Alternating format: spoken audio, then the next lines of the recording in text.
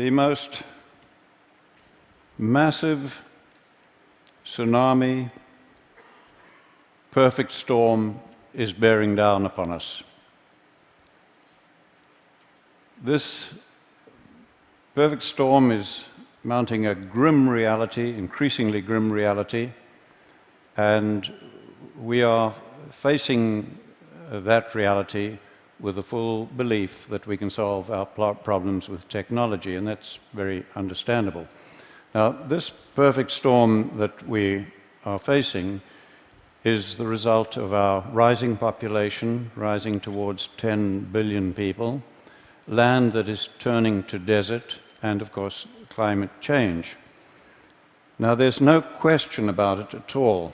We will only solve the problem of replacing fossil fuels with technology. But fossil fuels, carbon, coal, and gas, are by no means the only thing that is causing climate change. Desertification is a fancy word for land that is turning to desert. And this happens only when we create too much bare ground. There's no other cause. And I intend to focus on most of the world's land that is turning to desert. But I have for you a very simple message that offers more hope than you can imagine. We have environments where humidity is guaranteed throughout the year. On those, it is almost impossible to create vast areas of bare ground, no matter what you do. Nature covers it up so quickly. And we have environments where we have months of humidity followed by months of dryness, and that is where desertification is occurring. Fortunately, with space technology now, we can look at it from space. And when we do, you can see the proportions fairly well. Generally, what you see in green is not desertifying, and what you see in brown is. And these are by far the greatest areas of the Earth. About 2/3, I would guess, of the world is desertifying. I took this picture in the Tihama Desert while 25 millimeters, that's an inch of rain, was falling. Think of it in terms of drums of water, each containing 200 liters.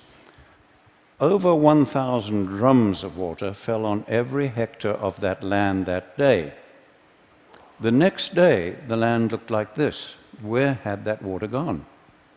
Some of it ran off as flooding, but most of the water that soaked into the soil simply evaporated out again, exactly as it does in your garden if you leave the soil uncovered.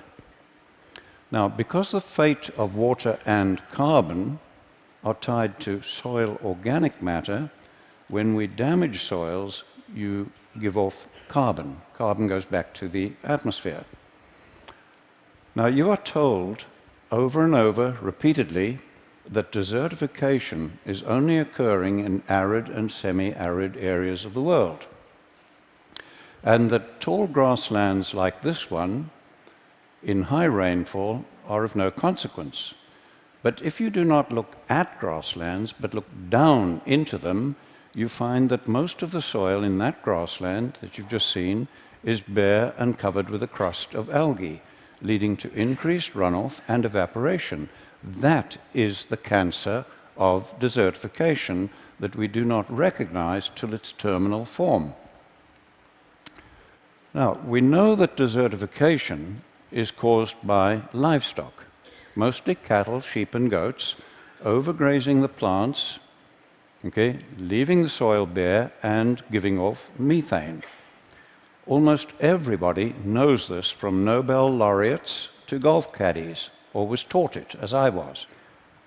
Now, the environments like you see here, dusty environments in Africa, where I grew up, and I loved wildlife, and so I grew up hating livestock because of the damage they were doing. And then my university education as an ecologist reinforced my beliefs. Well, I have news for you. We were once just as certain that the world was flat. We were wrong then, and we are wrong again. And I want to invite you now to come along on my journey of re-education, and discovery. When I was a young man, a young biologist in Africa, I was involved in setting aside marvelous areas as future national parks. Now, no sooner, this was in the 1950s, and no sooner did we remove the hunting, drum-beating people to protect the animals, then the land began to deteriorate, as you see in this park that we formed. Now, no livestock were involved, but suspecting that we had too many elephants now, I did the research and I proved we had too many, and I recommended that we would have to reduce their numbers and bring them down to a level that the land could sustain. Now, that was a terrible decision for me to have to make, and it was political dynamite, frankly. So our government formed a team of experts to evaluate my research. They agreed with me, and over the following years, we shot 40,000 elephants to try to stop the damage. And it got worse, not better. Loving elephants as I do, that was the saddest and greatest blunder of my life, and I will carry that to my grave. One good thing did come out of it. It made me absolutely determined to devote my life to finding solutions. When I came to the United States, I got a shock to find national parks like this one desertifying as badly as anything in Africa. And there'd been no livestock on this land for over 70 years. And I found that American scientists had no explanation for this except that it is arid and natural.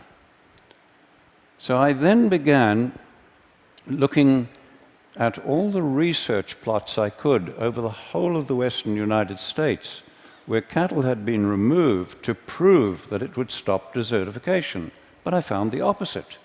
As we see on this research station, where this grassland that was green in 1961, by 2002, had changed to that situation. And the authors of the position paper on climate change, from which I obtained these pictures, attribute this change to unknown processes. Clearly, we have never understood what is causing desertification, which has destroyed many civilizations and now threatens us globally. We have never understood it.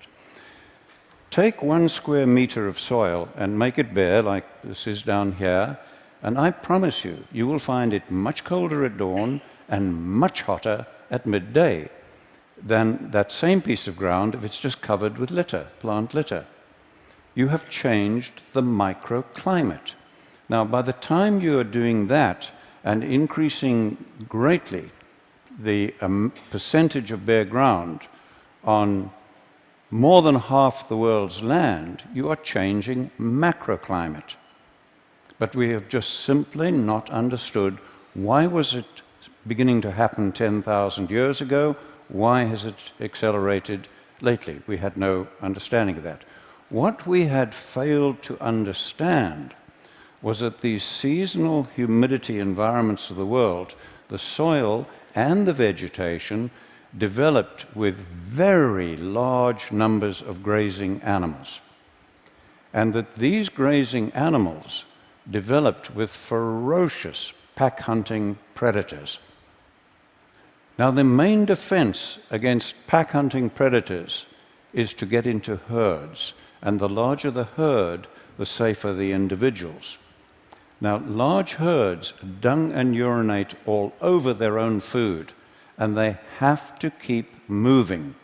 And it was that movement that prevented the overgrazing of plants, while the periodic trampling ensured good cover of the soil, as we see where a herd has passed.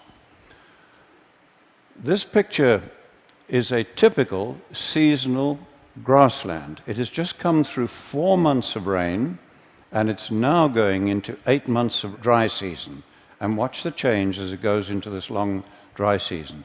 Now, all of that grass you see above ground has to decay biologically before the next growing season.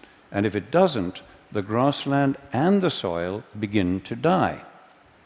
Now, if it does not decay biologically, it shifts to oxidation, which is a very slow process, and this smothers and kills grasses, leading to a shift to woody vegetation and bare soil releasing carbon.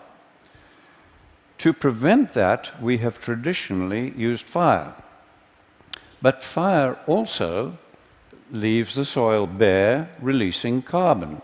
And worse than that, burning 1 hectare of grassland gives off more and more damaging pollutants than 6,000 cars.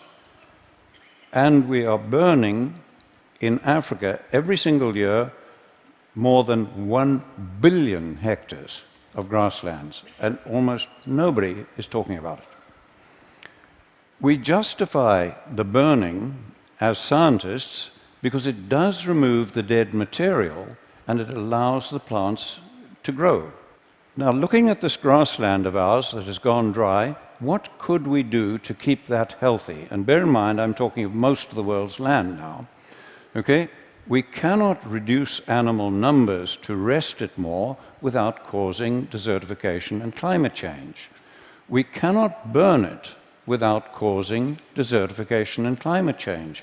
What are we going to do?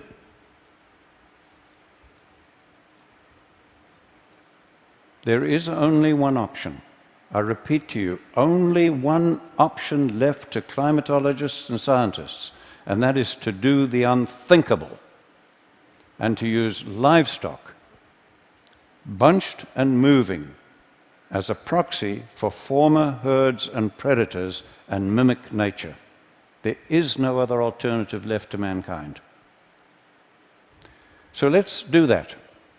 So on this bit of grassland, we'll do it, but just in the foreground. We'll impact it very heavily with cattle to mimic nature, and we've done so, and look at that. All of that grass is now covering the soil as dung, urine, and litter or mulch, as every one of the gardeners amongst you would understand, and that soil is ready to absorb and hold the rain, to store carbon, and to break down methane. And we did that without using fire to damage the soil, and the plants are free to grow. When I first realized that we had no option as scientists but to use much vilified livestock to address climate change and desertification, okay, I was faced with a real dilemma. How were we to do it? We'd had 10,000 years of extremely knowledgeable pastoralists bunching and moving their animals, but they had created the great man-made deserts of the world. Then we'd had 100 years of modern range science, and that had accelerated desertification, as we first discovered in Africa and then confirmed in the United States, and as you see in this picture of land managed by the federal government. Clearly more was needed than bunching and moving the animals, and humans, over thousands of years, had never been able to deal with nature's complexity. But we biologists and ecologists had never tackled anything as complex as this. So rather than reinvent the wheel, I began studying other professions to see if anybody had. And I found there were planning techniques that I could take and adapt to our biological need, and from those I developed what we call holistic management and planned grazing, a planning process. And that does address all of nature's complexity and our social, environmental, economic complexity. Today, we have young women like this one teaching villagers in Africa how to put their animals together into larger herds, plan their grazing to mimic nature, and where we have them hold their animals overnight, we run them in a predator-friendly manner, because we have a lot of lions and so on, and where they do this and hold them overnight to prepare the crop fields, we're getting very great increases in crop yield as well. Let's look at some results. This is land close to land that we manage in Zimbabwe. It has just come through 4 months of very good rains, it got that year, and it's going into the long dry season. But as you can see, all of that rain, almost all of it, has evaporated from the soil surface. Their river is dry despite the rain just having ended, okay? And we have 150,000 people on almost permanent food aid. Now let's go to our land nearby on the same day with the same rainfall and look at that. Our river is flowing and healthy and clean, it's fine. The production of grass, shrubs, trees, wildlife, everything is now more productive, and we have virtually no fear of dry years. And we did that by increasing the cattle and goats 400%, planning the grazing to mimic nature and integrate them with all the elephants, buffalo, giraffe, and other animals that we have. But before we began, our land looked like that.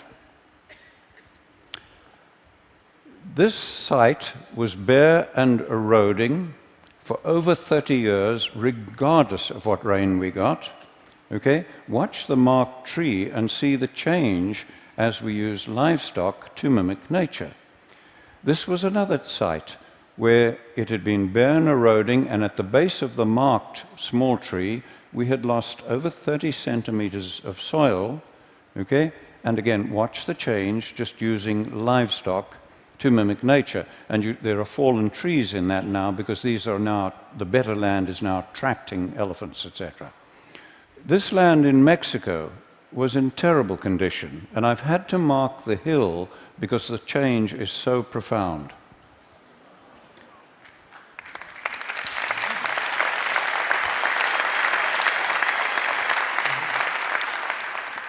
I began helping a family in the Karoo Desert in the 1970s, turn the desert that you see on the right there back to grassland, and thankfully now their grandchildren are on the land with hope for the future. And look at the amazing change in this one, where that gully has completely healed using nothing but livestock mimicking nature. And once more, we have the third generation of that family on that land with their flag still flying. The vast grasslands of Patagonia are turning to desert, as you see here. The man in the middle is an Argentinian researcher, and he has documented the steady decline of that land over the years as they kept reducing the sheep numbers.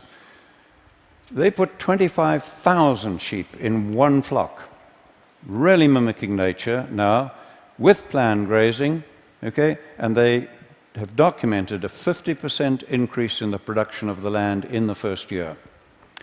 We now have, in the violent Horn of Africa, pastoralists planning their grazing to mimic nature and openly saying it is the only hope they have of saving their families and saving their culture. 95% of that land can only feed people from animals.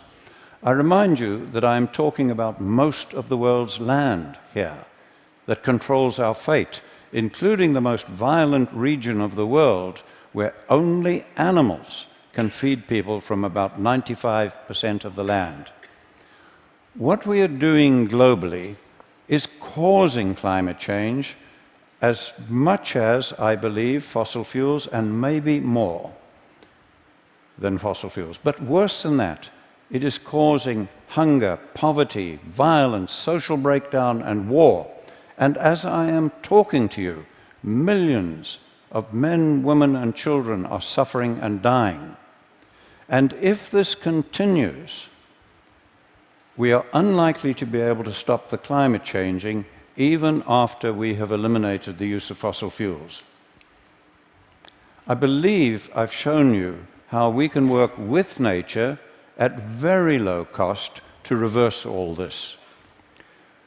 We are already doing so on about 15 million hectares on 5 continents. And people who understand far more about carbon than I do calculate that for illustrative purposes, if we do what I'm showing you here, we can take enough carbon out of the atmosphere and safely store it in the grassland soils for thousands of years. And if we just do that on about half the world's grasslands that I've shown you, we can take us back to pre-industrial levels while feeding people.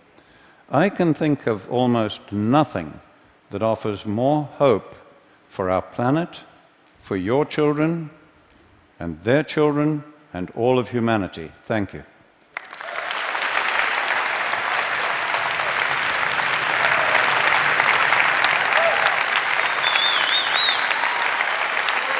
Thank you. Well,